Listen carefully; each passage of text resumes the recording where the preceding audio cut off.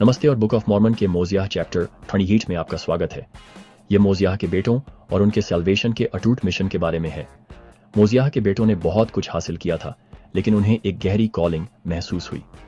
वे अपने पिता राजा मोजियाह के पास वापस आए और उनसे नीफाई की भूमि में जाकर जो कुछ उन्होंने सीखा था उसका प्रचार करने की अनुमति मांगी।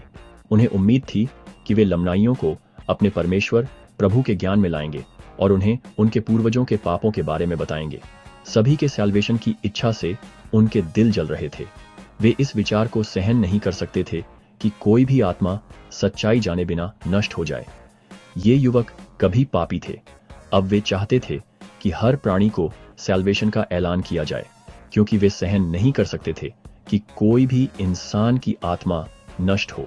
हाँ, उनकी इच्छा थी कि वे हर प्राणी को परमेश्वर का वचन सुनाएं। उन्होंने कई दिनों तक अपने पिता से इस मिशन पर जाने देने के लिए गिड़गिड़ाकर विनती की।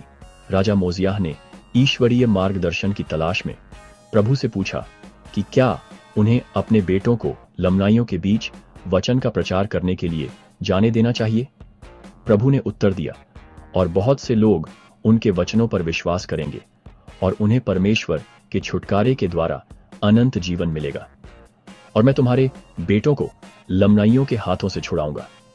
ईश्वरीय पुष्टि मिलने के बाद राजा मोजियाह ने अपने बेटों को अपनी यात्रा शुरू करने की अनुमति दे दी। मोजियाह के बेटे अपने साथियों के साथ लमनाइयों के बीच वचन का प्रचार करने के लिए जंगल में निकल पड़े, और अल्मा, छोटा और मोजियाह के बेटे आगे बढ़े और परमेश्वर के वचन का प्रचार करने लगे, और वे शक्ति और अधिकार के साथ बोले, और वे पवित्र आत्मा से भर गए। राजा मोजियाह ने कहा, अब मैं चाहता हूं कि तुम वैसा ही करो जैसा मैंने किया है, ताकि तुम स्वतंत्र लोग बनो और तुम्हारा एक शासक हो जो न्यायी और धर्मी हो। उसका कोई भी बेटा राज्य स्वीकार नहीं करेगा जिससे उसके पास कोई उत्तराधिकारी नहीं बचेगा।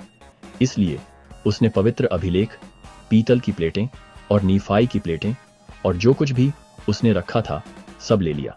और ऐसा हुआ कि राजा मोजियाह ने प्लेटों का अनुवाद करवाया, और उनका अनुवाद उन दो पत्थरों के माध्यम से किया गया जो एक धनुष के किनारों में जड़े हुए थे। ये पत्थर शुरू से ही तैयार किए गए थे और भाषाओं की व्याख्या करने के उद्देश्य से दिए गए थे। अनुवादित अभिलेखों से एक नष्ट हुए लोगों के दुखद इतिहास का पता चला।